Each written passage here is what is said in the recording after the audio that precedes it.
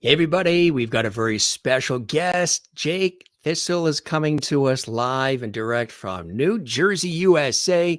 He is a rising star. He's an accomplished musician, singer, songwriter extraordinaire. We're going to have not only one of our famous JMS conversations, but Jake is also going to play live for us as well, right here exclusively on the Jim Masters Show, entertainment, lifestyle, celebrity talk show series. How you guys doing? Thanks for joining us. Busy day here. I was on the radio all day, doing my thing on radio, hosting several episodes of our series. And then also we had 2 TV shoots today here in the New York area. So really busy. And then I've got another one tomorrow morning on a Saturday morning. We've got a guest that's coming up from, I think, Chicago, or coming over from Chicago for a news interview tomorrow. So busy, busy, busy. Whatever you're doing around the world, thanks for making us a part of your day today, joining us on our incredible show that we started almost 3 years ago and hundreds of episodes ago. We're talking something like, I was counting it up, we're almost at, like, if not around 900 now episodes live 7 days a week, which is absolutely incredible, with all the entertainment, the music, the conversations, the levity, all the great guests who come in from Broadway, Hollywood, television, film, music, stage, sports, comedy, food, inspiration, just all of life, like an old school talk show, like Dick Cavett, Johnny Carson, some of the cool talk shows of the past, but with a modern vibe, modern twist of today. That's what we're doing. Hey, gang, if you want to participate in what we're doing here, well, you can do that by commenting during the show. We have our JMS Lovity Hall chat room open and available. Now, this is your first time watching. First of all, thanks for stopping by. It's awesome to have you here. We welcome you to the Jim Masters Show. You're going to have a good time with us, as we do all the time with all of our viewers. Now, the viewers call themselves the Jim Masters Show Lovities. That's right, because I said the show has a lot of light, love, and levity. And one time I slipped up and I said levity. So they're the Lovity Squad. And if you want to comment in our JMS Live Lovity chat room right now while the show is on, you can, which is really, really cool. We welcome you to do that. So we say hello to the JMS Lovity family watching all around the world. It's all of our faithful viewers. If you subscribe to the YouTube channel, which is Jim Masters TV, which is where we house all of these fantastic episodes, gang, you know what happens? You can actually be a part of the conversation right now while the show is on. If you don't get a chance to do that, you can always comment, drop a comment in the comments section, give us a like, subscribe to the channel, and all of that usual stuff. Good to have you guys with us. I see a lot of comments coming in already. Jake is going to play for us as well, as I mentioned, which is really, really cool. He's got an incredible setup. The sound is like pristine. You're going to think we're all in the studio with him, but he's been testing it out. We just did a nice sound check as well, which is really cool. We like to, give you the best that we can here on the Jim Masters Show. Tell a friend about our series, gang. Again, if this is your very first time sampling what this show is about, we have a lot of fun. Nothing is scripted. It's all conversational. We have an awesome time with our guests and with all of our viewers watching around the world. You guys know I work professionally in television and radio, so we started this series as an extension of that work. Jake is in the house. Well, in his house, in the studio, and he is an incredible talent. We're so excited. He's so excited to be here too. We were chatting, and he's so gracious, and he's like, I'm so glad to be here, Jim. I really appreciate that. Let me tell you a little bit about him. Based in New Jersey, singer-songwriter Jake Thistle has been entertaining audiences for years. He's now 18. He's been hired to perform in Europe, across the United States, and for crowds of thousands at major music events. Along the way, Jake has also personally raised over $100,000. And I love this because you guys know I'm very into charity and charitable work. He has raised over $100,000 for a variety of charitable organizations through an extensive range of fundraising performances. He's also contributed music to events that have raised millions. In addition, Jake was recently named an official artist for Why Hunger's Artist Against Hunger and Poverty, alongside legends like Bruce Springsteen, Jackson Browne, Brandi Carlile, Carlos Santana. Not too shabby a group there to be a part of, huh? He was also honored with a Special Service Award from the American Cancer Society. I love that. I used to host a public affairs TV series for them. Always great to be involved with them. And that's for his significant contributions to the cause through the music. Jake has been featured on not only the Jim Masters Show live right now, but on CBS News, Variety, Billboard, American Songwriter magazine, BBC Radio in England, The Record, WCBS FM, NYC's Q104.3 FM, Norman's Rare Guitars, All Guitar Network, and a wide range of other news outlets. And already in his young career, Jake has played with legends like Ron Blair and Steve Ferrone, Tom Petty and the Heartbreakers, of course, Jim Keltner, Traveling Wilburys, Bob Dylan, Earl Slick, who was, of course, with David Bowie. Matter of fact, we had Ava Cherry, who was with David Bowie for years. She was a guest on our show. If you didn't see that episode, scroll back. All the episodes are available for binge watching. So Earl played with David Bowie, John Lennon, John Harrington, of course, Steely Dan, Mark Whitfield, Sting, James Garnier, Bob Dylan, Jesse Malin, Carmen Vanderberg, Jeff Beck, of course, who he lost just recently, John Hyatt, Anton Fig, so many others. It's incredible. Talk about Alex and Roy Orbison Jr. and Chris Stills and Jeff Slate, Rolling Stone, Willie Nile, Les Paul. I mean, it's unbelievable. Many, many other musicians. And Jake has been on bills with the likes of Jackson Browne, Stevie Nicks, Foo Fighters, Eddie Vedder, Roger McGuinn, Steve Earle, Tom Morello, the Lumineers, Wilco, many other Hall of Famers along the way. Jake has picked the musical brains of rock and roll royalty, such as Tom Petty and the Heartbreakers, Steve Winwood, and many other influential artists. We actually have a mutual friend, too, Paul Zolo, who loves our show. He's been a guest on our show. Mutual friends. It's a small world. And in addition to his nationally acclaimed debut demo album, Down the Line, Jake recently released new industry back studio music as well, Ghosted Road, which was awarded Indie Boulevard's Best Americana Song of the Year. That, gang, is just the short list of what our guest is all about and the incredible artistry. And he's so into what he does. Let me tell you, he's absolutely a rising star. And when I first heard his music, I was like, he's really good. And, he's 18 and he's knocking it out of the park. And we're going to talk about all the cool things he's doing. Matter of fact, he just, performed the Count Basie situation yesterday. I'm going to talk about that event, which was really, really something special. I don't want to give it all away, just teasing you guys a little bit there.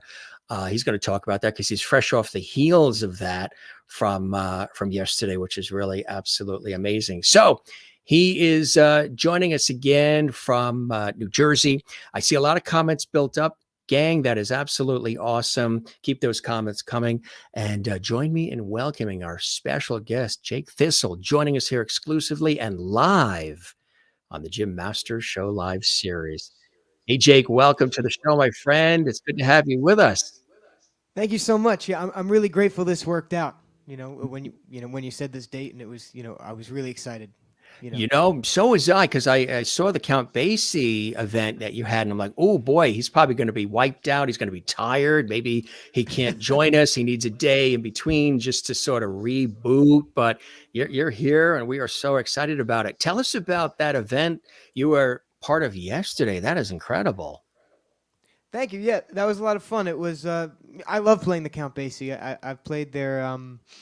I think that was my fourth or fifth time, and so I've done various things there. But since I put out my first single of a new batch of songs in December, I began opening, for some folks, and so there was a show called the 50 Years of Rock and Roll that was playing, and I know some folks that were producing the shows at the Count Basie, and so I've opened for a couple folks at the Count Basie. That was yesterday night, and it was such a great time. Everyone is the best. I've gotten to know the sound guys pretty well, and of course the audience is always great. So anytime I can play there, I really can. It's an amazing room. Isn't it really? It's a legendary situation. And like I was saying, that was what I was saying in the beginning with the intro is really, I always like to do a little intro so our audience gets a feel for the guest because it's all conversational anyway.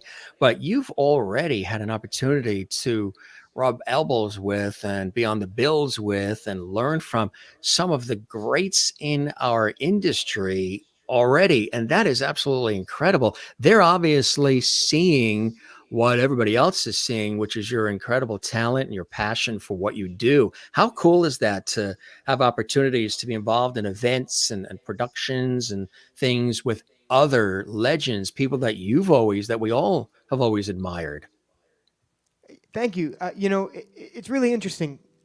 For the most part, I didn't have many formal lessons. I started off learning on YouTube, and so really throughout my career, I've learned the most from just watching folks play and then playing with folks. And so I've been so incredibly lucky to have been able to surround myself with not only musicians that I've learned so much just from watching from, but just really nice, supportive musicians. Not only amazing, because sometimes they're not both, and so it means a lot. That's that true.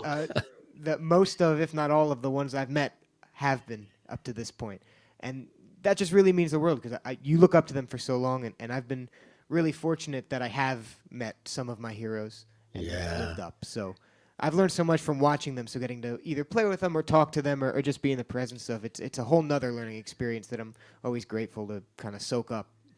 That's a cool way to look at it. I always have looked at it that way too in my career as well. Like there's people I've always wanted to meet from television, from radio, from films, and you hope that when you meet the various people, like in my case, have conversations, interviews, whatever, host shows with them or whatever, you hope that they're going to meet the buildup you have in your mind of what you expect them to be like. And when they do meet, if not exceed what you hope, it's a pretty cool thing, huh? Absolutely, yeah. It kind of enforces the more I love them, the more you listen, right? So Yeah. being a huge fan of them and getting to soak up all of the knowledge that they have, just seeing them play or talk or whatever it is, and then getting to actually speak with them and know them on a more personal level, it just encourages me to dive even deeper and learn even more. So any chance I get, I try to learn, and that's really a great way to do it. How were you able to, because you started, was it like around age 9? Yes. Yeah, So that's really when I first picked up guitar. 9, and we actually have a cool shot. I don't know if this was around 9, but that's a cool shot. Now this is a Yes, guy that that is was 9. serious about what he wants to do right there. Yes, it's funny that guitar, which is Beautiful. these days it's more of a conversation piece on the wall than Yeah. something I actually play. But Yeah. when I was very young, maybe 2, 3, 4, whatever it is, a friend of the family had given me a guitar because they weren't using it anymore, and it made noise, and so to a 2-year-old that was amazing, right? Absolutely. So I never learned how to play, and then it sat and collected dust. And then when I was 9, he ended up wanting it back. It was his first guitar. He was feeling sentimental, and at that point, I hadn't seen this guitar in years. So I was like, yeah, just take it, whatever. And he came that day to take it, and he gifted me that and said, I feel so bad Wow. for. But that was kind of too nice a guitar to have and not even try to learn how to Yeah. play. So he taught me my first couple chords that day, and then I would go on YouTube, and that's really how it started. Was the guitar the first instrument that you got involved with first for you? It was, yeah, yeah. When I was entering fourth grade, this was I guess I got the guitar spring of my third grade year, and I knew that fourth grade was the year that music class started in my town. Yeah. You Yeah. had general music and maracas and recorders and stuff, but in terms of like Right. sitting down in band, I had been toying with maybe next year I'll play the saxophone, and then when I got the guitar, I kind of took the summer to decide, do I want to stop guitar and pick up saxophone or no? And so I've never played a saxophone to this day. I kind of made my choice, but I'd love to one of these times. I just haven't had time yet. It's because you're so focused on everything else. Well, you got guitar and keyboard and everything else. So you're good at playing by ear as well. Were you able to pick up playing by ear right away?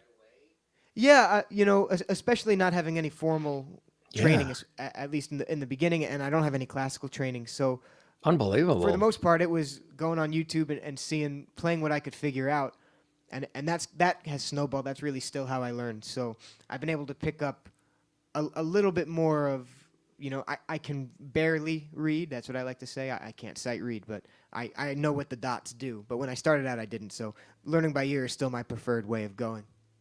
So, what was some of the music that eventually, or in the beginning time, you were really grasping and when you were looking at YouTube and sort of picking up the music itself? What were you gravitating to? Well, when I was three, Tom Petty and the Heartbreakers played the Super Bowl halftime show, and I was Mhm. allowed to stay up for half of the game, thinking maybe I'd get into football or something, which wasn't the case. But Right, right. so I watched, and I was mesmerized by Petty, essentially from three to present. And so when I was nine, it was just all right. I learned my first couple chords. Now I got to learn all the Petty songs. So really, that was the first 10, 15 songs I learned, and then slowly I started expanding a little bit and a little bit and a little bit. But that was what I was doing at the time. It was just looking at videos of him playing or looking at videos of other people playing those songs and trying to figure it out that way. That's incredible. Who are some of the folks that, you've always enjoyed listening to as well? Of course, Tom Petty's music. Who are some other, of course, Bruce Springsteen from the Garden State and many others? That's right. Yeah, yeah. It's funny. I was a little later to Springsteen than I was everyone else. I'm a huge John Hyatt fan, and Jackson Brown and everything like that, and that whole era. And of course, I like a lot of new music as well. But with Springsteen, he was kind of off my radar. But just playing in New Jersey, I had request after, oh, you play in New Jersey. Where's your Springsteen songs? And so Right. after a year or two of getting taunted, I finally I learned one or two. The first one I learned was No Surrender, and then I learned Thunder Road, and I put them up on Facebook and kind of thought nothing of it, and they did really well. And suddenly this guy was hiring me. I was 12 at this time, so I guess technically I was 11, and then I turned 12. But anyway, he was hiring me. He hired me to play two 2-hour sets in his hotel in London, or Wow. an hour north of London. And so after we determined that that wasn't a scam, because he was offering to fly a 12-year-old to To, across the ocean and yeah. play, pay him to play gigs. Um, that was maybe November. I got that call, and it was for a January gig. So knowing two Springsteen songs, I really had to kick into overdrive and was kind of thrown in the deep end of learning as many as I could as quick as I could. Wow. Yeah, because in New Jersey, it would either be Springsteen, Bon Jovi, or Frank Sinatra, right? The big That's three. right. Yeah. The big, Yeah, and they're all great. Springsteen was yeah. always closer in that Americana singer-songwriter vibe, so that was always who I had the comparisons to over the other two folks. But I love them as well. What would you consider like, I mean, and there's so many opportunities that are happening, as I mentioned, Rising Star, but you, and it's really, people are probably astonished as far as learning, from online and like self-taught in a way, because you're really incredible at what you do and the sound is fantastic and you're so passionate about what you do and you're all in. I mean, you've really, this is something that is in your DNA and it's so obvious when you perform, you hear it, you see it. Um, what would you consider like one of those key opportunities for you that really started to get that ball rolling even more? It's really rolling, but one of those key door opening opportunities, would you say that was as far as Europe and all of that with that guy? Yeah, that was certainly, even to this day, I mean, the stakes have, changed as I got older and things have gotten bigger or different. But every year there's usually 2 or 3 gigs that I look forward to as a highlight. And sometimes it's the same yearly gig and sometimes it's different. And so that certainly was one of the first, times that I had been, kind of taken aback and said, all right, wow, this is really cool. I always say that, for the most part, what I have done has really snowballed proportionately, I think, as opposed to, I know other guys, it's kind of like, they do it and nothing really happens. Then suddenly everything is happening. And for Boom. me, it was really cool how it happened because, I had started, my first gig was only a couple months after I learned to play. And it was an open mic night, and then I went to 2, and then the guy that was running it was hiring me to do this gig, and suddenly a couple years had passed, and I realized, oh, I'm gigging just about every weekend, and it was, and then now, of course, it's 2, 3, 4 times a week, and it's bigger places, and it's to, different audiences, but it's really snowballed proportionately, so it's really fun, when something, kind of like a benchmark or a landmark gig would come up, and I could really take that as a moment to reflect on what's happened so far and just appreciate it. How were you able to, balance this passion for music with the schooling too? You had to go through school, right? You had the classes and everything. How were you able to balance it? Were you doing it at night? Were you doing it on the weekends? Yeah, I mean, it really helped that I thoroughly enjoy both. I Yeah. always liked school in addition, so I didn't really want school to, I didn't want it to fall behind, other than the fact that I knew that it couldn't. Um, Considering I didn't have my license and my parents wouldn't drive me to gigs if my grades slipped, so Yeah. that So was always that's, a factor. yeah. Right. But yeah, I've always really enjoyed school as well, so I made it a point to balance both. And you know, like I said before, as it snowballed proportionally, I think that really helped because it's easy to balance school with a little bit of gigs and then some gigs and then more gigs, and as opposed to just coming out of the water right now, you know. Uh, and now now I'm at college, so things are different too. I have more flexibility. I schedule my classes as smart as I can to avoid any problems. So no Right. classes on Friday, so I can fly to gigs if I need to, or whatever it is. A good Um, idea. and I just try to be as smart as I can. So my classes run later on weekdays, and then but Fridays I'm off, so I can do things like this, and that's what I love. Yeah. It's, what are you studying in school? What's the field of study? I haven't fully made up my mind yet. I'm only in the second semester, but I'm leaning towards communication, either that or maybe journalism, but something in that era. I really or in that field. I really enjoy writing, and Mm. Yeah. I'd like to do music full time, rest of my life if I can. I Yeah. just don't need a degree to do what I'm doing, so I'll get it in something else, but something else that I think could still apply. And so, because my main passion is songwriting, I figured get something in writing because that's what I enjoy. And then if it doesn't work out, I can always get a job in that field. Well, it's really interesting. You look at a guy who just passed this week, Burt Bacharach. I mean, legendary composer and so much more. And it was his mother that really spurred him on to do it. He wasn't going to do it. He was studying something else. It wasn't something, he was good at it, but it wasn't something he was diving into. And then she was taking him for lessons, and it was like, let's learn, let's learn. And he was doing it, but he wasn't too interested in all that. And then she was saying, okay, let's not do it anymore. And then suddenly he didn't want to disappoint his mother. And then he did it. And look what happened. I mean, 500 songs he's written, and just, yeah, it's absolutely amazing. For you, do you prefer songwriting over performing and singing? Do you have a preference? I don't really have a preference. To me, it's all kind of one thing. I guess technically I would prefer performing because I notice when I write songs, I write them with the idea that they're going to be performed. Um, so when I'm sitting down and writing a song, I imagine like, all right, would I have fun adding this into a set? Would the audience have fun? Where does it fit? Is it Yeah. if I've and not that I would restrict my writing to box it into a set, but if I've sat there and have written for 3 months exclusively ballads, at some point I have to think, all right, but if I'm performing all these, everyone's going to be bored out of their mind. I got to at least put one up tempo, and so Right. then that kind of structures my writing a little different. So I've been performing, I guess technically longer than I've been writing, but not by very much. And I love both. I kind of consider it all one thing. Absolutely. How do you describe, people always have their labels and categories and genres they put people in, but you're the artist. How do you describe your style, your sound, Jake?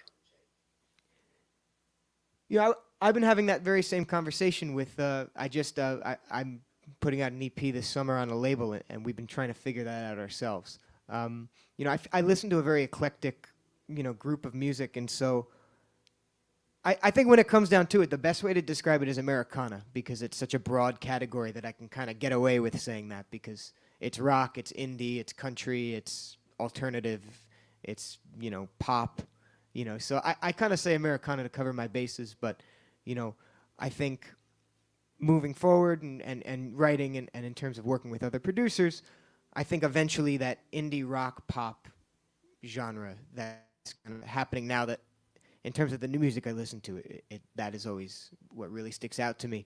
So something like that.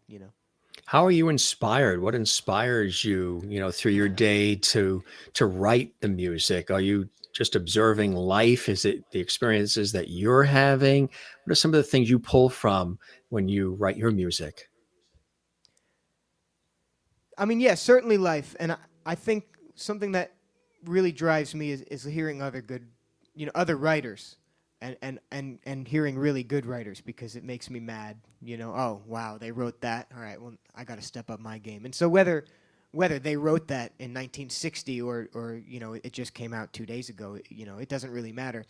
If I listen to a song and I'm mad that I didn't think of that, whether it happened 45 years before I was born or not, I know that I'm listening to the right things. And then when I sit down at the notebook, I can kind of shape my writing and think, let me write a song that if I didn't write it, I'd be mad that I didn't write it.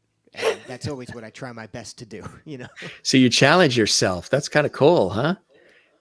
Yeah, I appreciate it. I've grown up listening to such great writers, so with especially my first influences being all of those 70s singer-songwriters and 60s singer-songwriters, it really helped kind of shape at least how I write and how I look at everything. Who are some of the other artists that you've always admired in the different genres of music? In terms of the newer folks, I'm a big Lumineers fan. I started listening to them, I guess over the pandemic, and then I saw them when they toured here. They headlined a music festival I was a part of in Redondo Beach, so I got to kind of be up close with them, and that was really cool. So I listened to them. I like some of the more pop guys too. I listen to Harry Styles and people like that as well. Very recently, I started listening to Steven Sanchez, who I wasn't really familiar with until he just released I don't remember if it was an album or an EP, but regardless, I really liked it, and one of the songs is doing very well, so it kind of came on the radar, and so I've been a big fan of him since. Was there always music on around the house? Did your folks always have music, all this different stuff, filling the house, filling the car? I suppose to an extent, but I think for the most part, I kind of got them more into music than You got them into it. the other way around. Yeah. A lot of people assume that because they're kind of closer to the target demographics of a lot of the musicians I play. But I remember I was trying to talk them into going to a Springsteen concert with me and things like that. And so it was always kind of switched, That is cool. The other thing I think that's really cool, and I'm big on this too. So, hats off to you for doing this. You're involved in these charitable organizations and you've been able to be a part of raising a lot of money for organizations and charities that you believe in. Tell us about that, Jake, and why that's so important to you. Yeah, I mean, I've been so incredibly lucky, and I'm really grateful for the opportunities that I've had. And so any way I can use whatever's at my disposal to help anyone, I try to. So the main things I do, every year I do 2 fundraisers for the American Cancer Society. And all I do really is I play their cocktail hour. I just volunteer the day and I play some music. And so that in and of itself, that's more for the folks showing up. It's so for it's the North Jersey Golf Classic is the big one I do at the Hackensack Country Club here in New Jersey. And then what they do at the end of the night, they have a big auction.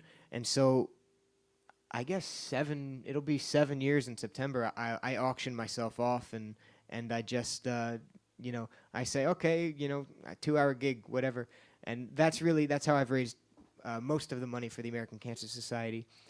And then over 2020, when they couldn't do their in-person gathering, I co-hosted with one of the people on the board.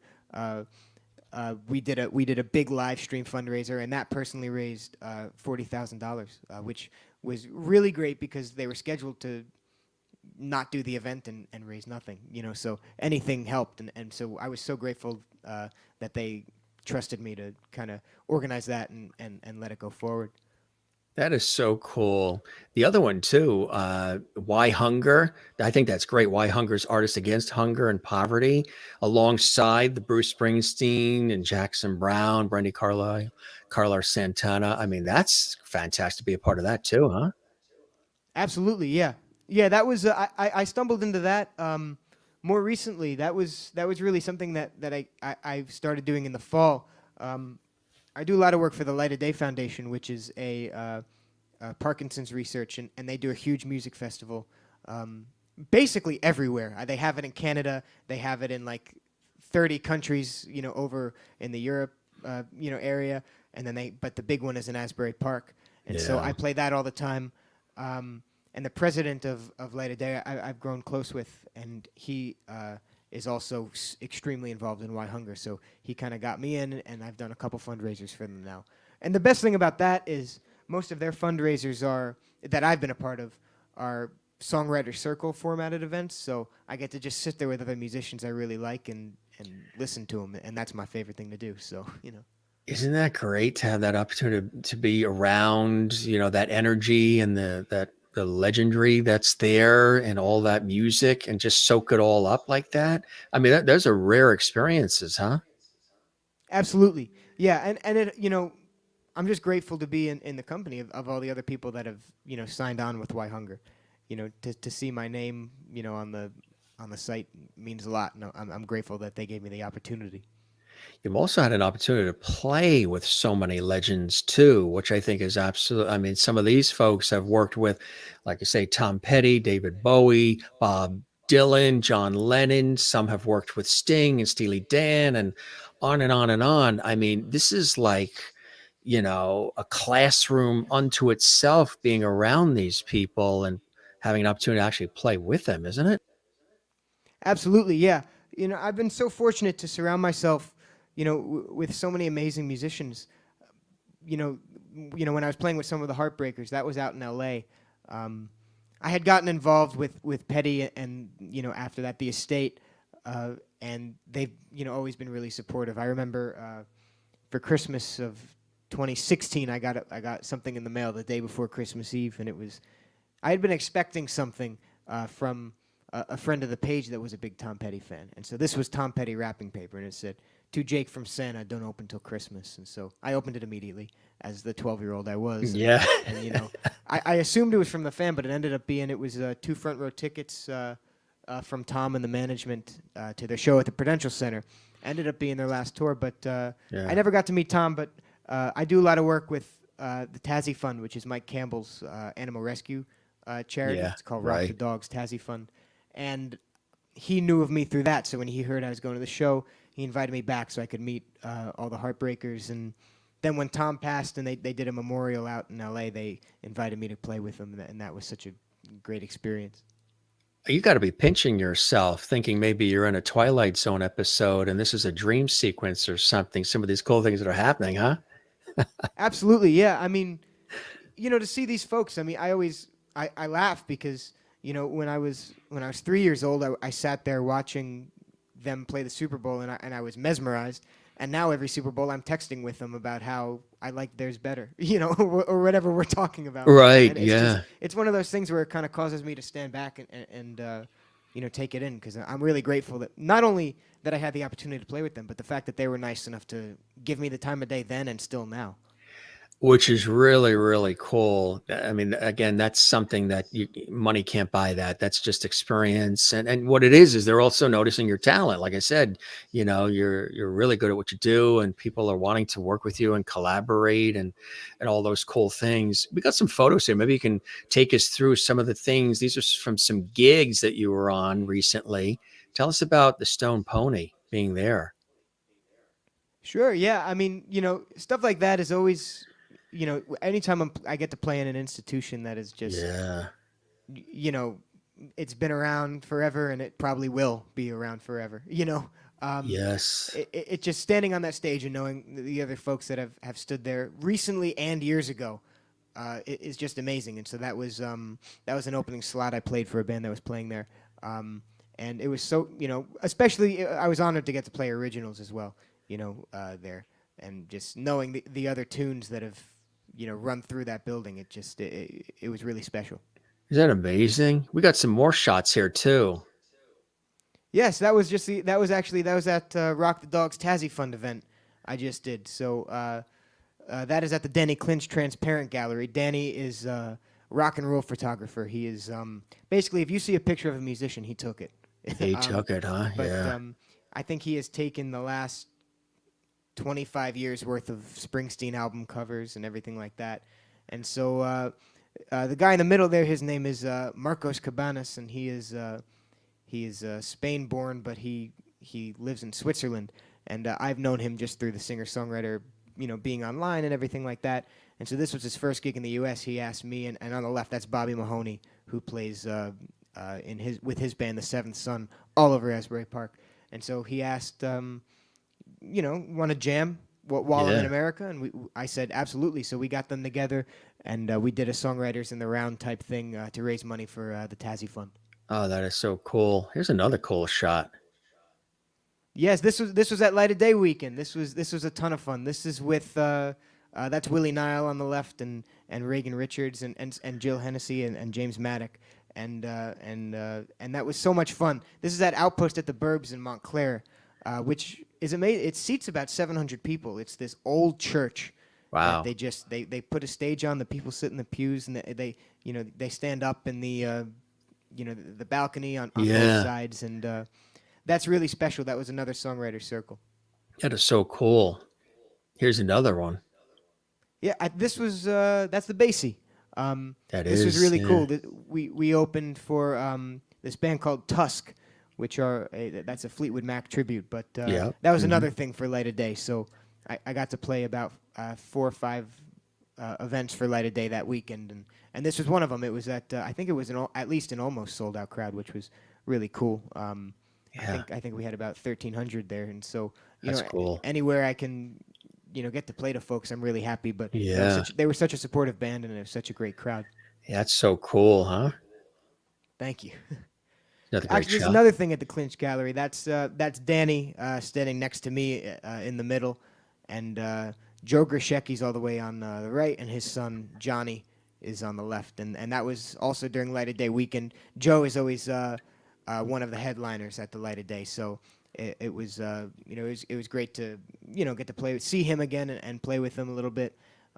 He plays with Springsteen all the time, and so always learn a lot from watching those guys. So cool. So cool. So many great opportunities. Look at this here. This is Yes, cool. that is at Asbury Lanes, which is a really cool place. It's a converted bowling alley that they kind of turned into a Wonder Bar Pony type vibe, right on that block too. So it's just it's become another classic venue of that area. And there still is a couple bowling alleys all the way in the back. So when it's not like this night, it was a little too crowded to bowl. But Yeah. I played there once for a private. It was a private Christmas party that my distributor was putting on, and so I played that as a showcase. And because it was a private party and it was just the company, there was some room to bowl, and it looked fun. So Cool. Yeah. Yeah. Are you a good bowler? probably not. Yeah. I was on stage, so I don't know. But anything that You involves did any with sort the of bowling. athletics, Yeah. the answer is no. That's a, I always was telling the story. I was laughing. I was walking down the street, and I felt funny, and I broke my wrist. The day before I had a flight to a festival in Florida, and so that was kind of a drag. But I always say that's like the show of my athletics. I was walking from the grass to the sidewalk. so it looked like you had been in some real tussle or something. Yeah, That's yeah. it. At least that's the Everyone was, story. especially.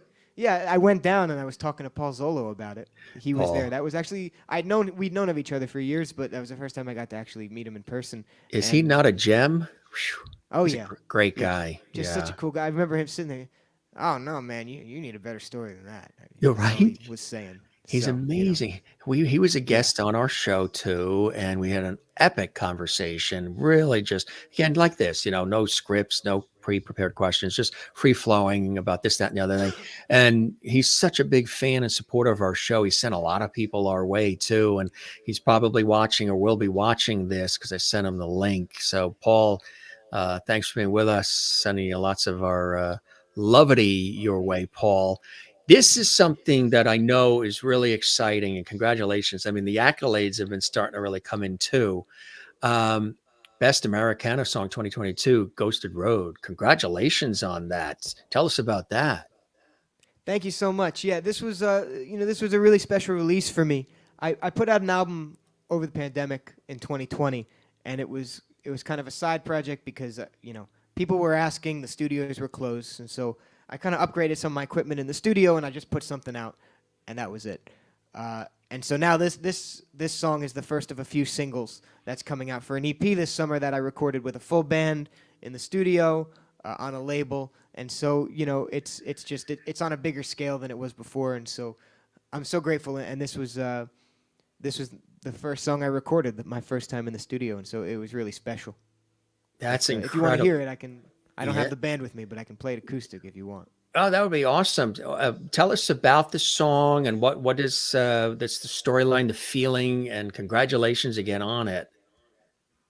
Thank you. Yeah, it's funny. This was one of those songs where I had written the first verse maybe like 13 times over the course of 3 months, and nothing happened. And then suddenly I wrote it the 14th time, and the rest of the song just came within 20 minutes. And so, I consider it like when the printer's not working, and then you hit print 5 times and nothing comes, and then finally, the Wi-Fi connects and it prints out 5 times really fast, and it's more than you need. It's like, Yeah.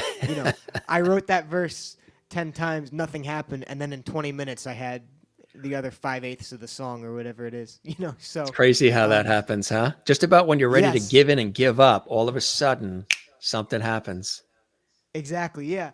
And it was unique to be in the studio with this song because I was in the studio. We recorded this in July, and I had written the song about a year and a half before. So I had been sitting on the song for a very long time. I knew exactly how I wanted it to go, and I did the demo and I rehearsed the band, and so we got in there, and that was a unique experience because ever since I'd been in the studio after, it had been with songs I'd written 2 months before, or a week before, whatever it was, and so it was great to go in and learn with a song I was so familiar with. And I think it's a totally different experience than just going in to experiment because I had so many expectations for Ghosted Road, and they were met. I had such a great time. But going in with a song that I had just written, I'm less attached to it, so I'm more willing to let it flow. And so they're two distinct experiences, but I really enjoyed both.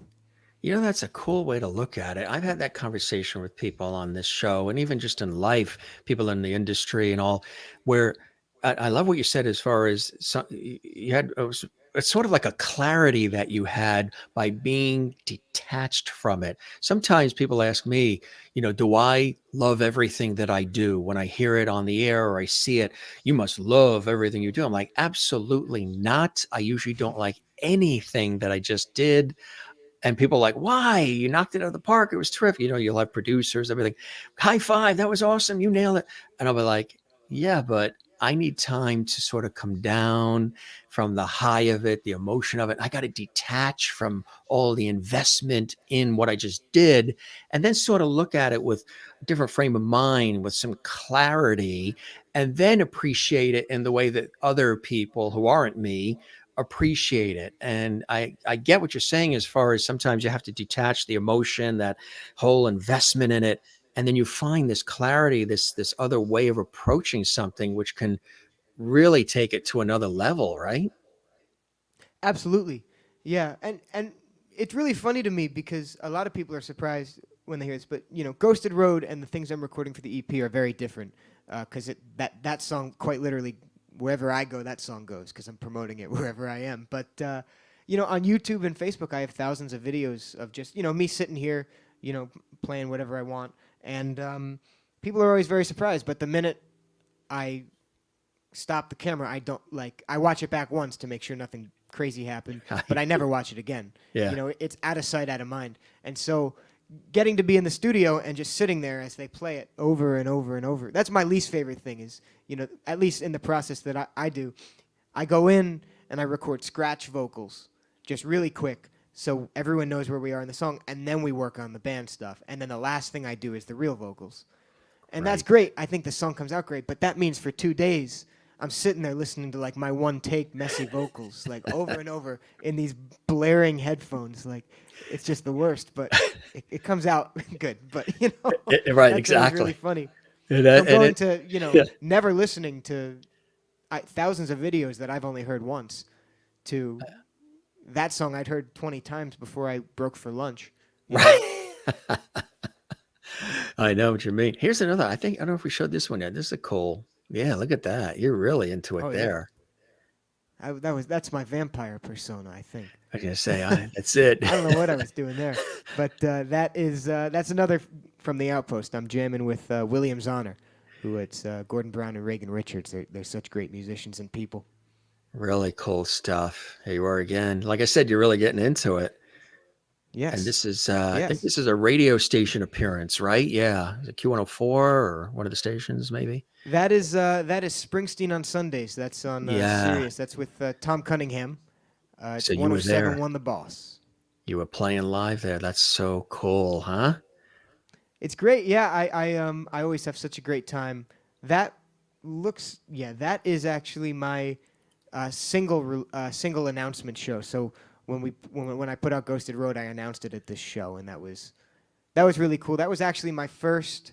That was November, and there's kind of that was another milestone gig for me. That's at the Yeah. Clinch Gallery again, which is, Bobby Mahoney, who was in the other pictures, coined this term, but I'll use it too. It's like our living room because we spend so much time there. But you know, that was one of the first gigs I'd ever done that Yeah. was attended solely for my originals. Normally people come to see me and I'm doing a bunch of stuff. Yeah. But this one, like I advertise, I'm not doing covers, and people came and we, filled the room, and so that meant a lot. They want to hear the original. They want to hear the stuff coming from your heart and soul. Yeah, which I think is so cool. That's great, because sometimes when people are starting out, they want to hear them doing the covers, and then they'll say, "Oh, maybe we'll listen to the stuff that they're doing that's theirs." But for people to be craving your stuff, I think that is so cool. You want to play for us now, right? Tell us Yeah, again. let's do it. Yeah. Tell us first, before you even do, about this incredible room that you're in and all these goodies around you. Yes, well, you only ever need one more guitar, and so I'm always getting one more, and so slowly they kind of just surround me, and all of these guitars that they have their own story and everything like that, so Tell us I about the just one that you have with you now. That's a beauty. thank you so much. This is a Martin CEO7, and the reason I got this was, I had never been too much of an acoustic player. I had a really cheap thin line acoustic from when I was very young because I was too young to wrap my arm around one of those thick acoustics. But when I was 12, I got to play with John Hyatt, who's a hero of mine, and we played "Have a Little Faith" together, which is such an amazing song. And he handed me a 1946 Gibson, like, if the Rolls Royce of guitars. So I couldn't go back and just play my little $40 cheap thin line acoustic. And so I had been searching and searching for guitars, and I found a lot of great acoustics along the way. But I bought this guitar with that in mind. It's a similar shape, and it's got wider strings, so it's good for finger picking and everything like that. And it's funny, I bought it, and it shipped, and then the pandemic happened. And so luckily I got the guitar Before the supply chain. Yeah, huh? It was a little bit ahead. But the guitar doesn't come with a pickup. So it was, in terms of recording, it was almost useless. I would drop a lavalier mic in there, and it sounded all right, but Yeah. it needed a pickup, and it was like 3 or 4 months before I could finally get one, and so now the pickup's in there, and I bring it everywhere. I love this thing. Ah, yeah. It sounds terrific. Thank you so much. Here's Jake Thistle live on the Jim Masters Show live. That's right. Here, I'll do Ghosted Road. This is the single. It's on all streaming platforms and everything like that, if you're interested. I'll say as well, because we can announce now, I think this is the first place that I'll announce it. We have a special alternate mix of Ghosted Road coming out for anyone on my mailing list on February 17th, and a week later for anyone on streaming services. So That is I haven't so announced. cool. That's my website over there with it, but I figured I'd announce it here. That's first anyone's heard about that. So we call that, we've got a graphic for that. We're professionals here. We call that a JMS exclusive. Yes. And There you there's go. the website right there, jakethistle.com, gang, to check all that out. And congratulations on that, my friend. Thank you so much. Absolutely.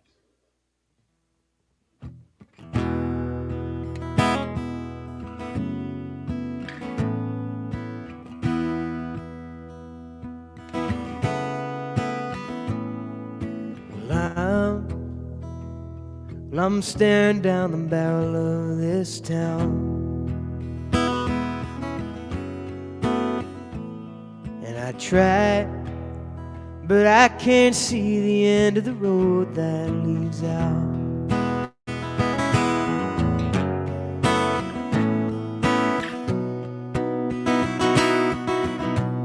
And I remember how you cried when you saw me right away.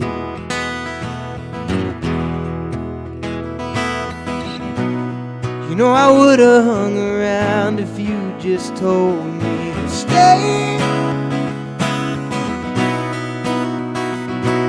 And oh, well, I'm just a ghost in a row, I'm begging you to change the traffic light,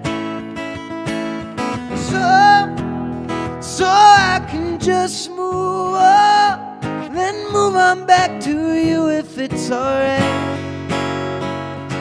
Your tears meant nothing next to what your silence said. What if I never wanted to live? I just wanted to see what you'd think if I did. Yeah, well, I past time counting headlights down these roads. And after all this time, excluding mine, I'm still at zero.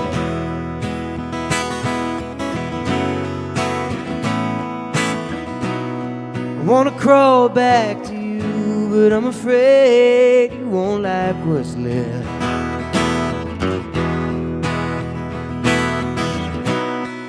You've seen all my good times, but you could have the rest.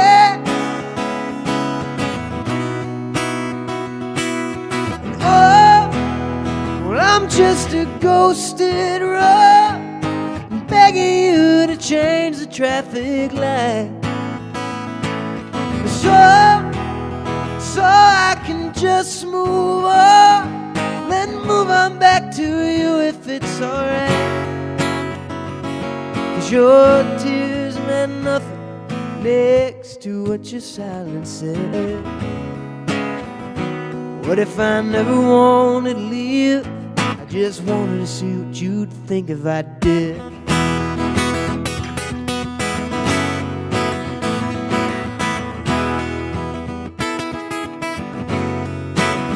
I feel my heartbeat sinking with the blinking of the traffic light I'm standing under. I'm surrounded by the glow of the alternating of the red and yellow cover.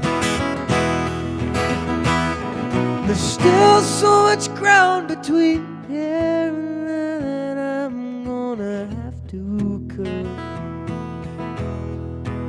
But I'm just a ghost in a row, begging you to change the traffic light, so I can just move on, then move on back to you if it's alright. 'Cause your tears meant nothing next to what your silence said. And I never wanted to leave, I just wanted to see what you'd think if I did.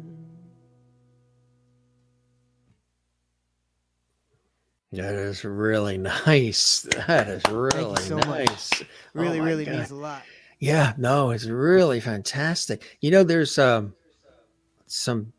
texturally, there's some sounds that almost have a little bit of the sound of, you know, like Brian Adams. You know, Brian Adams, of course, right? Yes. Like yeah. There's a little bit of that familiarity that's in there that I think is really, really cool. Has anybody ever said that? A couple people, yeah. It was interesting. I had you know, we did a lot of press for it in December and in the new year, and only one of the press hits in the reviews mentioned Brian Adams, and it actually surprised me because I have gotten that a lot in the past, and so I thought, you know, but yes, I do get that a lot.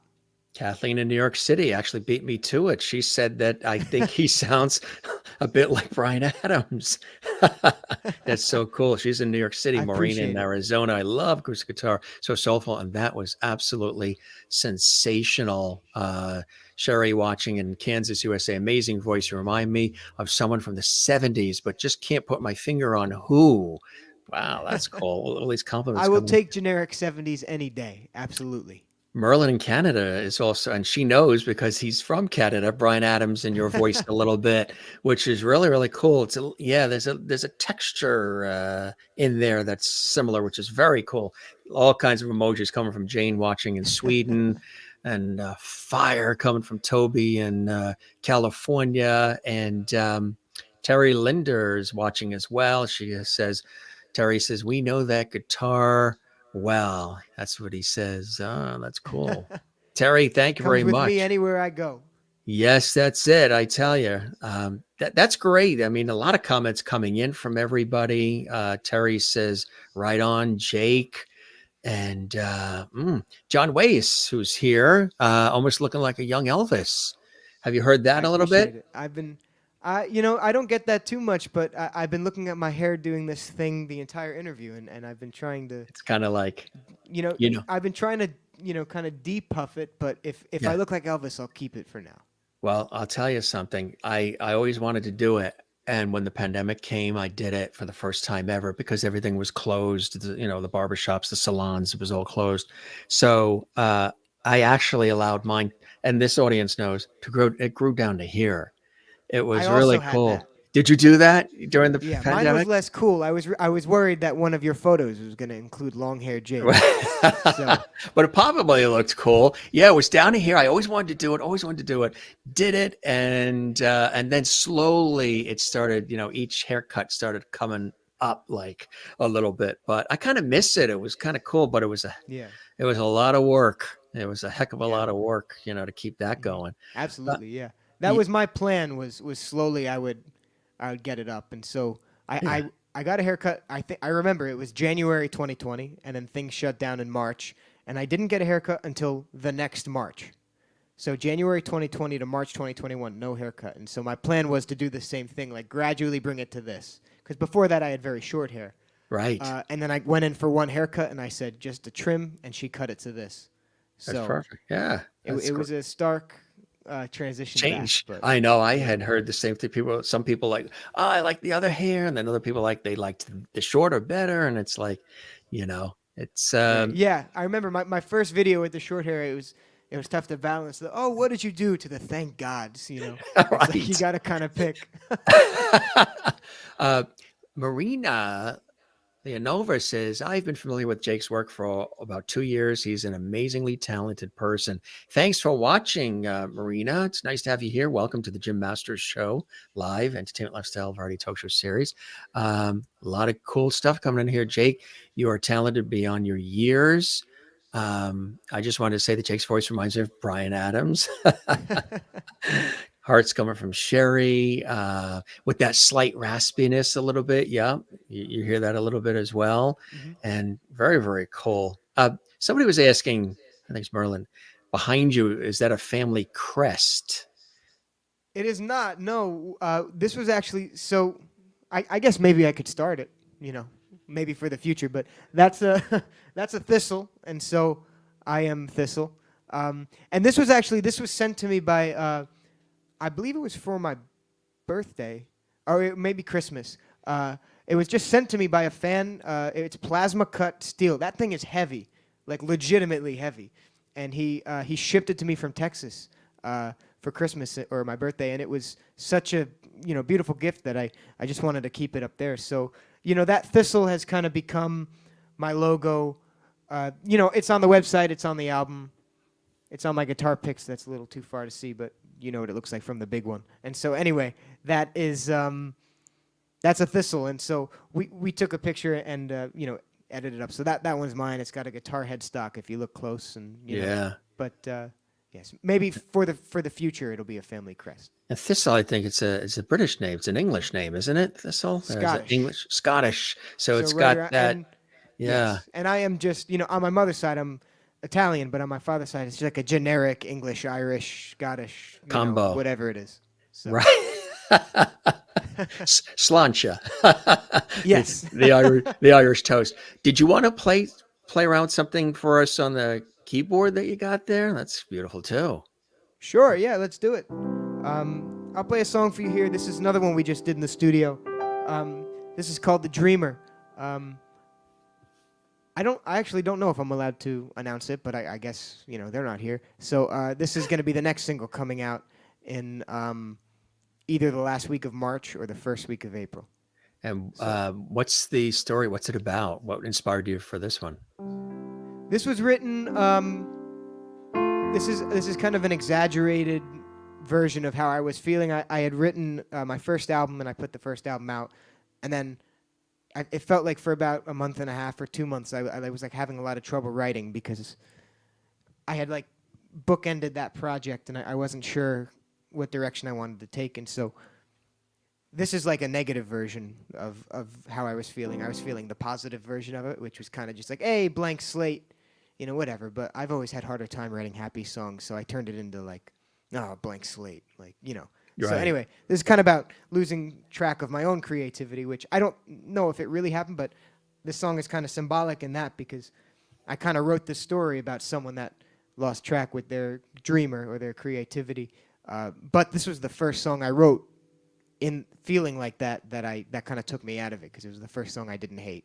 So was it in a way, like I guess writing block? about it. Yeah, it's certain like that. Like I would sit down and I would write, and I wasn't exactly. I liked the songs I was writing, but I wasn't sure exactly how they were fitting in. Maybe they sounded too different from my first album. Maybe they sounded too similar. And I was trying to find that balance of new and old in terms of my writing. So when do you know when you're satisfied with it? Does it have to satisfy you, or do you play it for other people and get their feedback? When do you know the song is pleasing you and you're ready to share it with the world? Usually I can tell by the next morning. I write at night a lot, and most of the time, if I've completed a song, I'm going to love it because that's the reason I completed it. If I didn't love it, I would have stopped and moved on. So if I finish the song, I love it, and then I go to sleep, and I wake up to the audio recording, and most of the time I go, what the hell was I thinking? There's nothing about this. But if I listen to it back in the morning and I go, yeah, not bad, then I know that I got to keep working on it, but there's something there. And so that's generally how it's started to happen because I'll begin writing at like midnight, like really late, and then I kind of end up when the house is quiet, everybody's asleep. You don't have to answer emails or texts or social media or any of that, and it's just you and the instruments and the pen and paper, and that's it, right? Quiet time. Exactly. Yeah. Yeah. All right. Let's hear you do your thing on the keyboard there. All right. I appreciate it. Jake Thistle.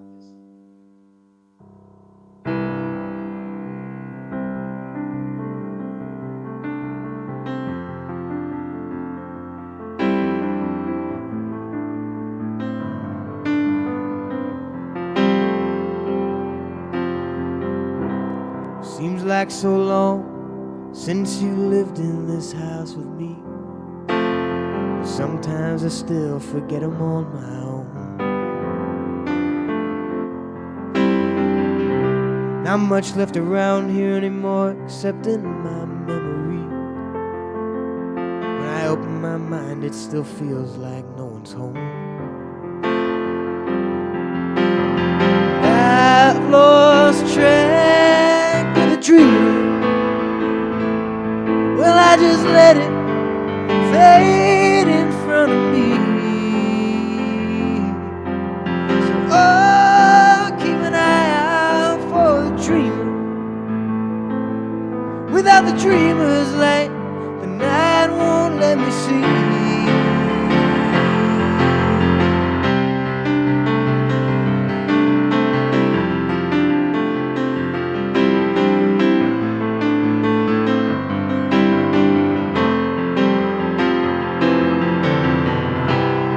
With you gone, this neighborhood just seems so dark, and I don't want to wake up in the same world I fell asleep. This morning I punched myself through the mirror on the wall, and now I'm picking up all the shattered pieces of me. I've lost track of the dream. I just let it fade in front of me. So oh, keep an eye out for the dream. Without the dreamer's light, the night won't let me see.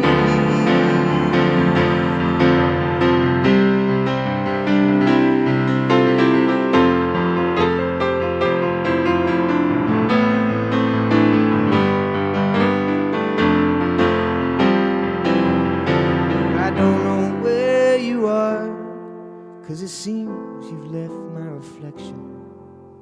And yeah, but the mirror's shattered anyway, so I'll just stop paying attention. And I've lost track of the dream. Well, I just let it fade in front of me. So, oh, keep an eye out for the dream.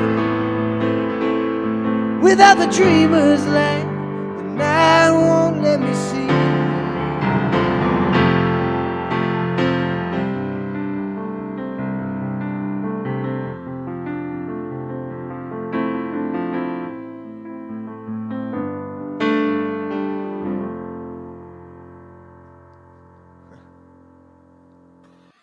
That is That's the so newer one. good. I That's appreciate it. Thank you so much. that is so. I tell you, it's amazing. If people were just joining us, they would think that you are older than the age just because of the soul and the soulfulness that you've got in it, and that heart centric nature, and you've got the sensibilities of somebody who's been doing this like 30 years.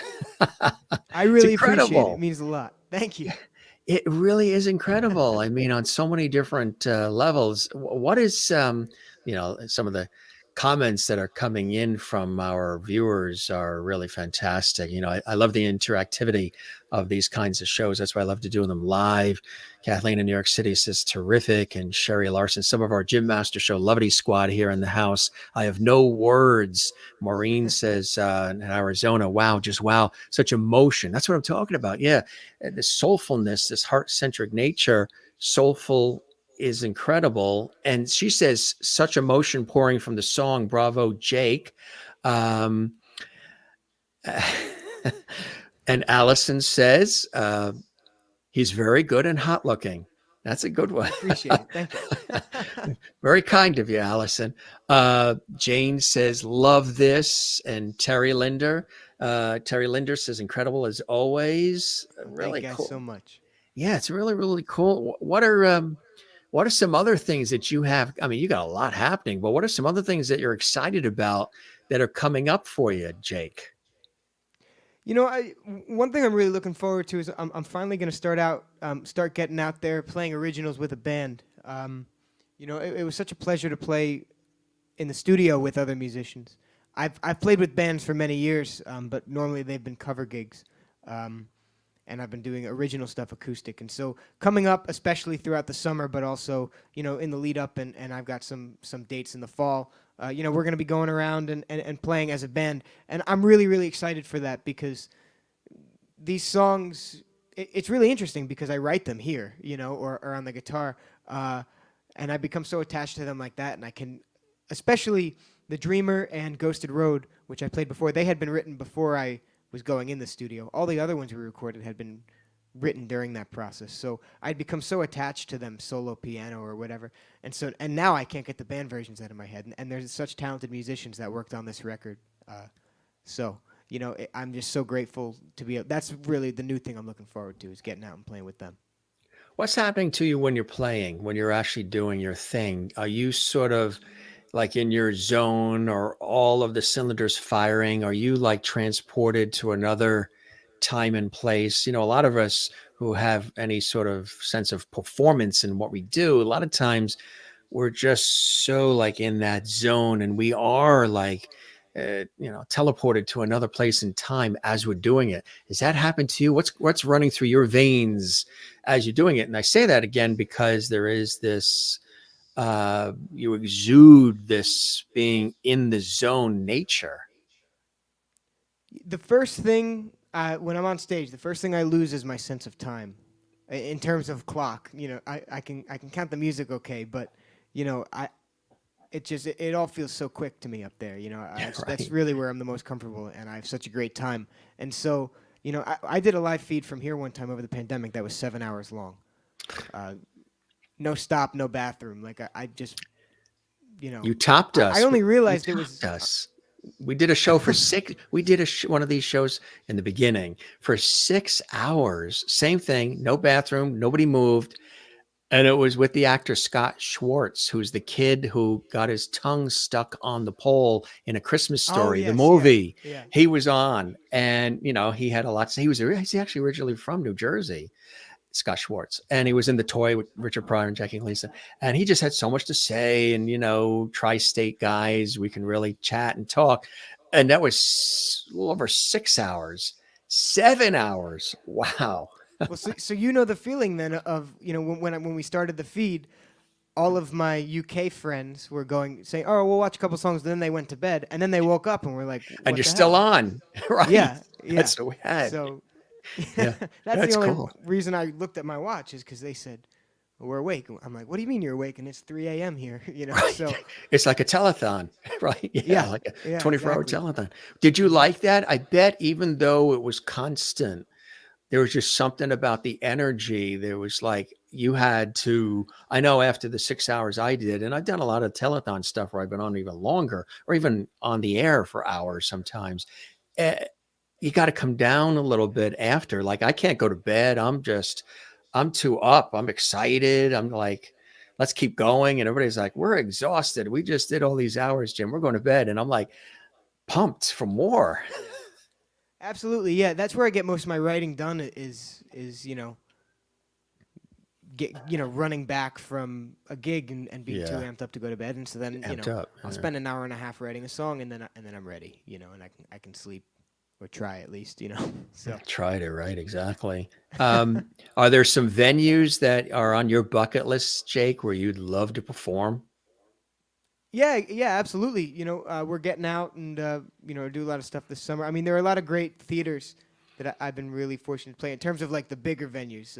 Red Rocks is always places Ah, I've really great wanted to place. get to, especially being a Petty fan. That he was playing there a lot, and I'm a huge Jackson Brown fan, and he plays there a lot. And so I'd love to see a show there, but if I can get an opening slot there or something, I'll be a happy person. So that's Yeah. always when I think about it. And then also just places that are just just have such a reputation, like places like the Troubadour, or Mm. smaller venues like that are just just the legacy of that stage is amazing. Royal Albert Hall wouldn't be too bad. Abbey Road Yes, absolutely. Studios, Carnegie Hall. I mean, all, Super Bowl. Yeah, there you go. I can I think throw it's out the is it Garden. Rihanna this Why not? weekend? I think Rihanna is the I Super think Bowl. so. Yeah, Yeah, she's yeah, the performer. Yeah, the Garden. You get a residency at some point at the Garden, like Billy Joel for all these years. Another one. yeah, Phew. yeah. Or in Vegas, these incredible residencies that are amazing. So you're loving the ride. This is, and again, like you said, not necessarily classically trained, pretty much self-taught, watching the masters, absorbing, the videos, and trying it yourself. It's incredible.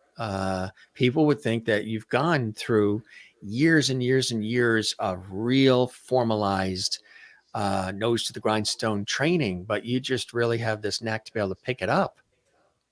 I appreciate it. Yeah, I mean, it was always the type of thing where, I mean, at least I try to not put something out unless I'm confident that I can do it. So, especially that people often think or wonder if I took piano lessons or not, because Yeah, I right. can play it, um, and the answer is no. But especially these days it's not as much an issue. But when I taught myself piano based on what I knew from guitar, and then I had a teacher in high school, the music teacher there, that was always really supportive and helped me out. And there were a lot of outtakes on those early piano videos. Hours and hours of them before I found the one that I decided could go up on It was YouTube. And so that's the one people see, and they go, "Oh, that's amazing." But if they saw the 3 hours before The that, they others would think before it's a that. little less amazing, you know. Exactly right. Somebody had asked, how many guitars do you have? And do you have a favorite or two? I'm always alternating my favorites. I have 31. Uh, like I said, you only ever need one more. But there are a ton I really enjoy. The Martin that I played earlier is certainly up there. This guitar over here, this is my oldest guitar. This is a 1964 Teisco Del Rey, and this was sent to me by Mike Campbell from Tom Petty and the Heartbreakers. He was cleaning out the old Heartbreakers rehearsal space, and he saw that guitar and he wanted me to have it. He had it when he was young, and so he sent that over to me. And That's so this one obviously this here, one, right? On the screen? yes, that's the one right there. That is incredible that that was sent to you. I mean, Yeah, so that's what I mean. Like all these people, not only are they nice enough to give me the time of day in general, but to go above and beyond like that, I mean, now that they're didn't have superhuman nice levels. absolutely. That didn't have a don't open till Christmas note on it, did it? It wouldn't have worked if it did. It wasn't going to happen. That's a beautiful guitar, huh? What Absolutely, yeah. And just that, what a gift. think about what has been played and written on that guitar. I mean, it's very special. He's had it for a long time, so I'm grateful he trusted me with it. 31. That's incredible. Do you end up adding, like, how often do you add one to the collection? Not ridiculously often. When I get a bug, then I gotta get it. But for the most part now it's all specialty. Like I recently got a Griffin, which is a lot. It's a smaller guitar and it's higher pitched, and then I have a baritone, which is the exact opposite. 12 strings, things like that. I get them as gifts, too. Just from other music, like I guess I don't have that one behind me now, but a musician gifted me a guitar. It was his cousin's. His cousin passed. He wanted me to have it, and so That's beautiful. and that musician has since passed. So I value that guitar too. And so a lot of these have been legacy gifts and things like that, just from musicians that have taken to me. And so I really appreciate that too, because it's not only the music I play on it, but the music that has been played on it is really special. I was sent on it was the second time I was there. It's a great place. I'm sure you've either been there already or you'll head there one day. And it's Waukesha, Wisconsin, just west of Milwaukee. I was on a TV shoot project and home to Les Paul. I mean, everything in this fabulous town of Waukesha is all Les Paul. And they're so proud, and there's statues and all kinds of things, paying homage to him. Another incredible talent, in the legend category, the incredible Les Paul. Yes, absolutely. Yeah. Yeah, I was very fortunate. I played with his lead guitarist from the Les Paul trio, Lou Pallo. Did For you? just about every Sunday for 6 years we played together. I was the youngest in the band by, without exaggeration, 70 years. Yeah, at least, right? Yeah. Lou was 86, and I wasn't. So You were in, and that's it, um, right? Yeah. literally 70 years between us, and he actually was the one that gifted me the guitar I mentioned before. It's packed Yeah. away because I just used it the other day at a gig. You did. But Yeah. you know, uh, it was another influence. He was more on the jazz side, so it was a whole nother Right. ball Right. game to learn. And he was just the best. And so I always really valued my time with him. He was such a cool guy. And the stories he'd played, he had, and folks he played with was amazing. The band I was playing with, he and the bass player, they had been in the band since 1956 together, It's incredible. which is just Yeah. unbelievable. That bassist, who I still see from time to time, he doesn't play. Lou passed, and so they don't play. Obviously, they don't play anymore, but the band doesn't really play without him. So, the bass player, he still gets around sometimes. He's still working and playing. He's in his 90s. He graduated high school the year my grandfather was born, which always blows my mind. Yeah. That's And incredible. he was Judy Garland's bassist Right. back in her Vegas days. That's right. And so they've all been around, and so that's a whole nother legacy, to think about. Especially the music I listen to when I get to speak with some of the Heartbreakers or whatever. It's amazing. They've been around. The early 70s is when they were kicking up. These people were kicking up in the late 40s. Like it's amazing to think about.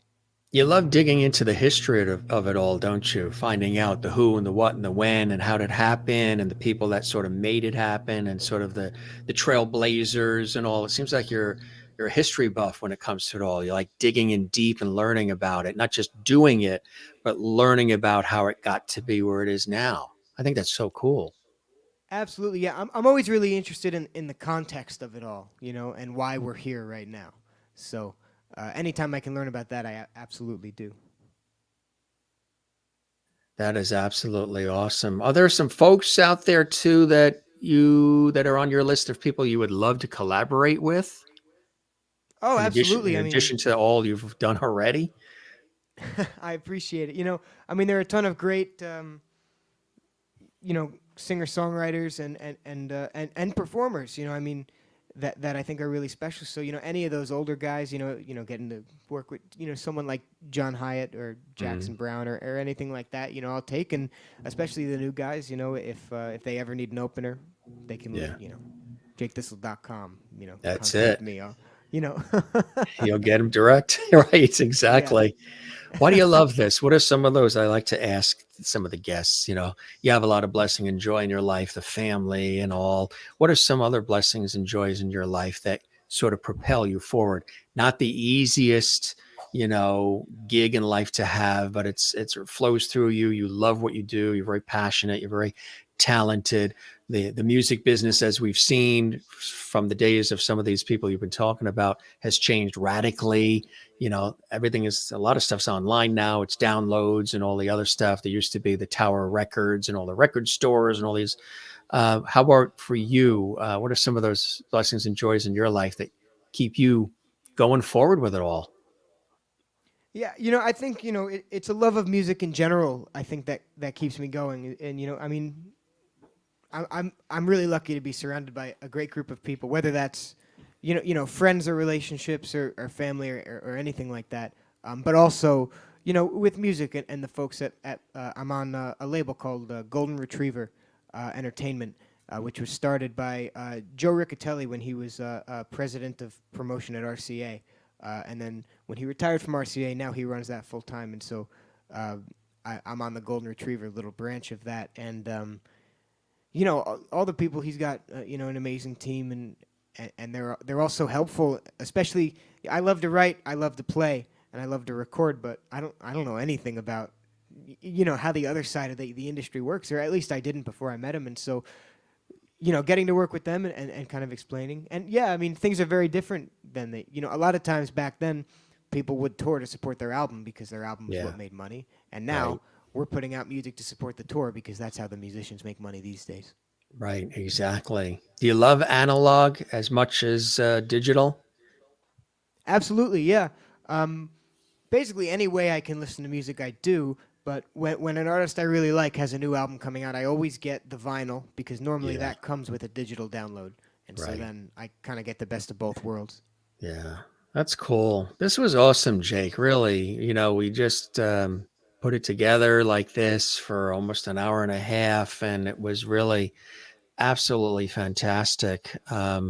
You really got so much ahead and so much you've already done so far. And I just wish you continued, joy and blessing in your life and keep doing what you're doing because obviously it's working and people are loving it. And you got a lot ahead, which I think is fantastic.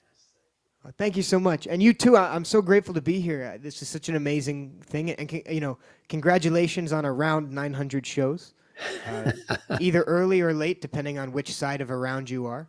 That's And right. pretty soon, congratulations on 3 years. I know you're you said a month out from that, right? Yeah, we are, which is amazing. I know it really, really is.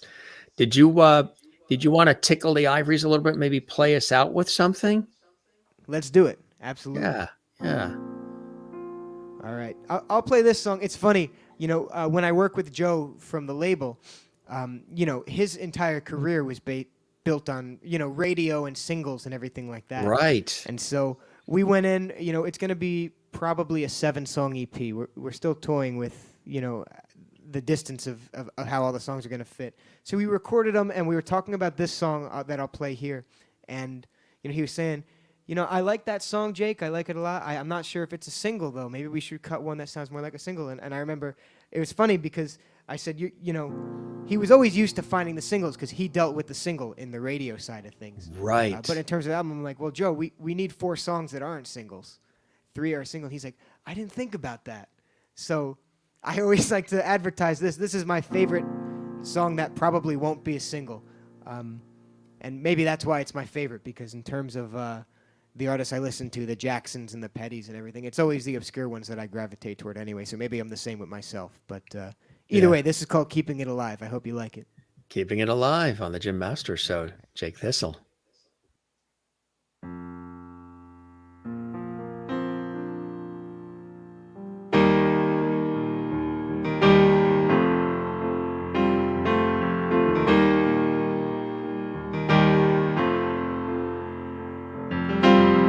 Staring at the grass growing through the cracks in the pavement. Not too pretty, but it's my only sign of life. It's kinda yellow now, but I do my best to save it. Feels like my last chance to do something right. There's missing smiles and forgotten miles between you and I. Love that fails turns into ghost tales where it all went to die. Yeah, keeping it alive.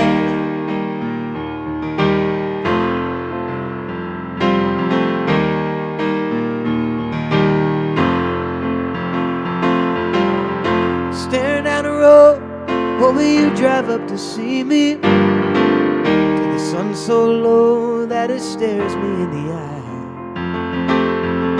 Try to look away, but something seems to keep me. Yes, I'll just stare right back until I go blind. There's missing smiles and forgotten miles between you and I. Love that fails turns into ghost tales where it all went to die. Yeah, keeping it alive.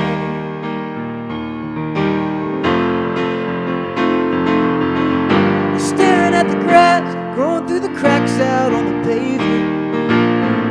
Well, it only grows now, cause no one ever comes on up this road. And every time I try to leave, even if my heart is vacant, these memories weigh me down, far too much to go. And staring at the sun, sliding down the evening, just something else to watch disappearing down this road. And the night rolls in, sure is my heart beating. It's loud enough to remind me I'm alone. Now that I'd forgot that I'm out on my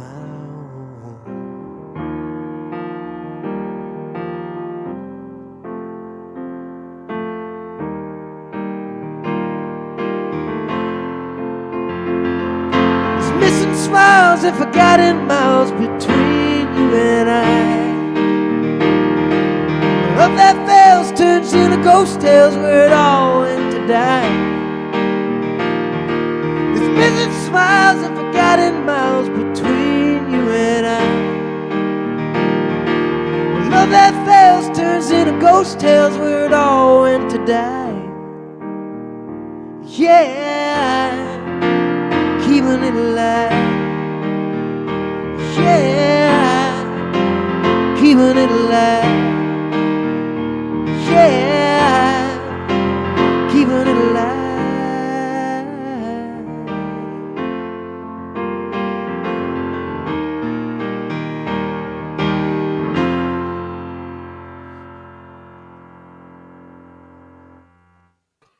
You're so good. Thank Really, you so much. I appreciate absolutely. it. I tell you, it's like really, really, really. It's such a great sound. You know what I mean? And all of our Lovity viewers, they already said you're a Lovity on the Jim Masters Show. That's pretty cool. You know, I always say to everybody, you can get Academy Awards, you know, Oscars, you can get Emmys, Grammys, Tonys, Tellys, Peabodys, all these fabulous awards in our industries. But when you get told you're a Lovety on the Jim Masters Show live, pretty cool. How do you feel? Most people say their feet start tingling right now when they're called a Lovety. That's right. Yes, I'm floating. I'm very, very happy to be here. I really am honored. So thank you. That's the second person that said they're levitating. He's floating. One of our guests said they were levitating. That is There you really go. cool. Just want to show you some of the outpouring from our viewers here, our lovely viewers watching live around the world. And gang, thanks. If you're enjoying this, give us a like on our YouTube channel on this episode. Drop a comment. Of course, it takes a village. Drop a comment and subscribe. And of course, check out Jake, all of his fantastic music. And we will definitely have him back. We're going to stay connected with him. We seem to know a lot of mutual people too, Paul Zolo and others. Good day from Australia, Veronica Lee. It's already tomorrow. It's already Saturday for her. So she's sending Let us love know if anything from cool's going to happen. right. Yeah. That's funny. I think I'm talking to myself here. This is amazing. You know why I say that? Because are you my brother or my cousin or something? Maybe it's a tri-state thing. I always say that on New Year's Eve, because we're on the East Coast, we'll call family and friends on the West Coast 3 hours behind on New Year's Eve because we're 3 hours ahead. And once we get past midnight, we'll be like, all right, it's midnight. The world didn't blow up. Everything is still good. And then like an hour past midnight, we're still good. There you go. Yes. That's a cool. Reassure everybody. Just reassure everybody. Absolutely. And Merlin says, love you, Jake. You're a talented young man. Thank you, Jim. Our pleasure. Merlin watching in Canada. And this is really, really cool. Wow, it's Jane's watching in Sweden. She says it's Saturday night where she is already 2:30 a.m. in the morning watching live in Sweden, which I think is really awesome. Smiles from Kathleen. Wonderful voice and melody and words from Sherry in Kansas. Some of our regular faithful loveties. Jane's saying a great show. Awesome. Love this.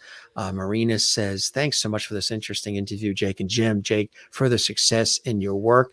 Thank you, Marina. If this is your first time here, welcome to the show. Good to have you with us as well.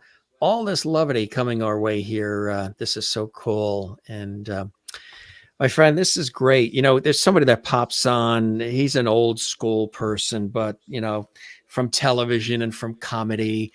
Mr. George Burns is with us. He pops in. My aunt collected dolls, and this got passed down to me by my cousin Barbara. So he pops on, and he's got his little cigar and his little red pocket square there, and he said he loved it. He said it was awesome. Talk about old school, huh? Yes. Thank you, Jim. Thank you, George. I appreciate it. This was absolutely the best. I hope the show met whatever expectations you had, my friend, and you enjoyed the time with me as much as I absolutely have with you. This was awesome, Jake. Thank you so much again. It really means the world, and I appreciate everyone tuning in and saying hi. Thank you so much. You are very, very welcome, Jake. Spread the word about our show, and we'll continue to spread the word about you. And as I say to everybody, we're going to keep the porch light on. You're welcome back here anytime you like, my friend. Thank you so much. I really appreciate it. You be well. Have a good weekend, and thanks for all the music too. You're the best. Good luck with everything. Thank you. Enjoy. Thanks, Jake. Cheers. Jake Thistle here, and here's the website, gang. So make sure you check it out if you want to check out his music and events and even merchandise. He's got merch there as well, mugs and shirts and all kinds of cool stuff. JakeThistle.com. He came to us live from his studio there in New Jersey, USA, the Garden State. Wasn't this cool? A nice conversation. Like we say, we don't rush through. This is sort of like an old school feel. Dick Cavett, Johnny Carson, some of those legendary talk show hosts in my industry of TV and radio, but with a modern vibe, modern twist. This might have been the first time that you've heard of Jake, discovered him for the first time here on the Jim Masters Show Live. That's cool as well. We love when that happens. We introduce a lot of different people to you. And sometimes they are veterans, sometimes they're legends in music and TV and Hollywood and on Broadway and all the rest. And sometimes it might be somebody that you just discovered. Very cool. We really appreciate Jake spending this amount of time with us. And again, wanted you guys to get a feel for who he is, what he's all about. truly his heart and soul. He's really into it. Musician, singer, songwriter, rising star on many different levels, and he loves to give back. And fantastic voice too, right? And I'm just blown away how he said, no real formal training, just watching videos and really soaking it up and doing his thing and making it his own, which I think is really fantastic. You know what I mean?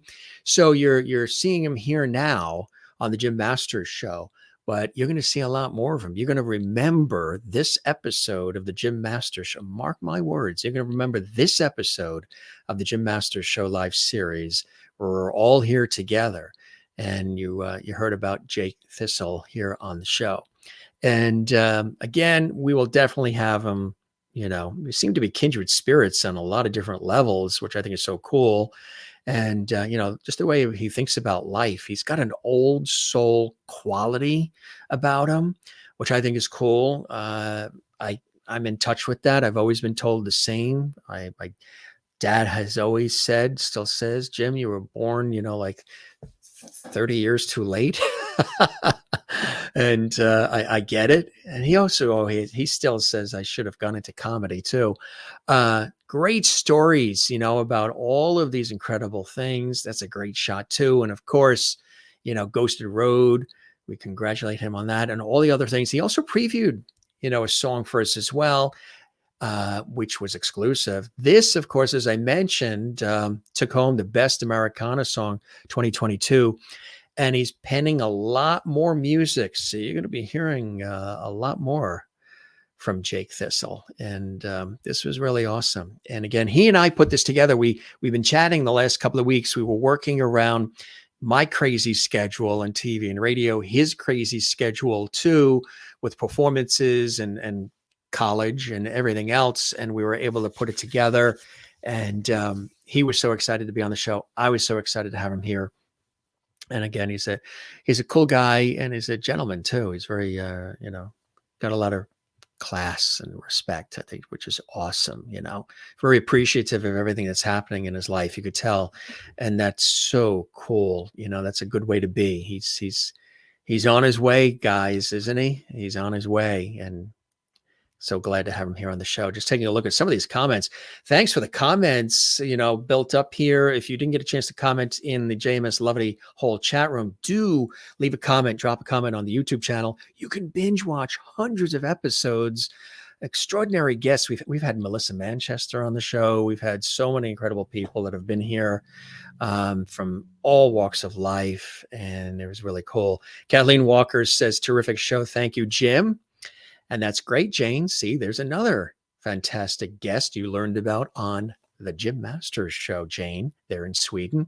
And Sherry says, thank you, Jim, for a fabulous show. Wonderfully talented, amazing young man. Thank you for all you do for us. You are amazing yourself. Thank you, thank you, thank you. I appreciate that. Sherry, kind of you to say that as well. Terry Linder, thank you as well, Terry, for watching and being with us. And keep watching. We've got so many incredible episodes coming up. I do want to preview a couple of quick things coming up on Sunday. We have legendary award-winning music and film producer and actress Pepper J joining us live. She's celebrating 60 years in the entertainment industry. She grew up in Hollywood. She's a prolific film and music producer. Everybody loves her in the industry. I love her too. We've worked with her on many occasions. She's amazing. Then we've got another legend.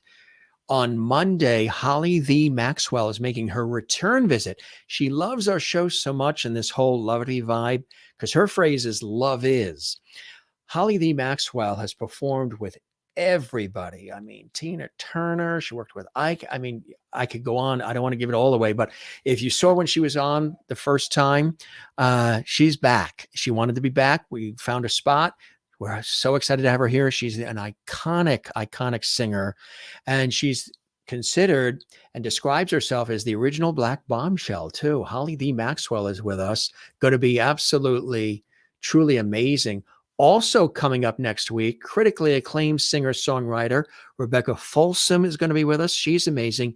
And get this, you've seen him on PBS television. He is a treasure. We have the incredible, legendary chef, television personality, cookbook author, culinary educator and instructor and artist. Jacques Pepin is going to be here. You see him he's been on television on PBS with Julia Child, all the cooking shows. He's extraordinary. He's a friend. I asked him if he'd like to come on the show, and he's coming on the show exclusively this Tuesday. This is amazing because he's just extraordinary. He's been on television for decades. He's written hundreds of cookbooks. He's just extraordinary, so well known. He's an international treasure. Jacques Pepin is going to be with us here on the Jim Masters Show. Just a few of the folks that are stopping by JMS. Gang, don't forget to give this episode and all the ones you love a hearty thumbs up like. Make sure you click the thumbs up and leave a comment. And we really appreciate that. And hit that red button that says subscribe. Doesn't cost anything.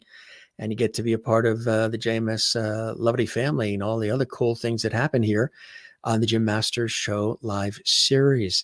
We love you all. Thanks for being with us. We'll check a couple of more comments here, and then we'll head out. Veronica Lee watching there again in Australia. And have a wonderful weekend, lovelies. Great to see you all again. Good to see you as well. And you are very, very welcome. And fun show. Thank you, Jim. You are very welcome. And a couple of you did something really kind. Maureen, we got to spotlight this. She did one of the super chats during the show. She goes, "You are such an amazing human, and I have such respect for you, Jake.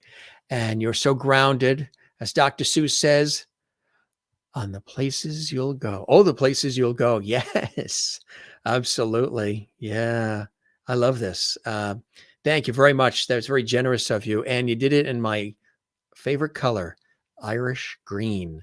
That's so kind of you, Maureen. Really appreciate that. You're a real lovely. Been kicking on this kid's music since COVID. Jake is the coolest. Very, very cool words from you there. Terry, appreciate that as well. Kathleen Walker in New York City. She also did a super sticker during the show that helps support our series, super chat, super emoji, super stickers. Or there's a super thanks icon that's under all the episodes, a little heart icon that you can click on 24/7, even when we're not live. If there's episodes you like, that helps. And thank you very much, Kathleen. We really appreciate that. Watching in New York City. That's right. We love it. All these great, faithful lovelies watching all around the world. You guys are the best. Around here, we don't say goodbye. We say see you later, ciao, cheers, slancha, hasta la vista, avida zain, shalom, sayonara, moilup, cheerio, take care, be well. We never say goodbye. We always say see you later. Don't forget, gang, as we always say, too, here on the Jim Masters Show Live, you guys may remember, I started off the early episodes showing this. We got this when we were on a family vacation in Newport, Rhode Island. It was in the window, had to have it. Don't forget to relax. Love one another, take care of one another, and don't forget to take time for yourself. Do some writing, go outside, some hiking. I'm an ocean person. You guys know I grew up near the ocean, love the ocean, listen to some great music, pick up some of Jake's music as well. Again, jakethistle.com is the website. And good stuff. You guys are fantastic. Now, Kathleen's looking out for me. She goes, go eat, Jim, and relax. We shall. Your wish is my command. Gang, we love you all. Take care. Be well. Thanks for joining us on the show. We thank Jake for stopping by. And we thank you and you and you for stopping by the Jim Masters Show Live. Don't keep it a secret. If you love what we're doing here, tell a friend. Tell them about our amazing and unique series. We've built something really cool here for all of you. We'll see you on the next episode. Take care and be well. And cheers.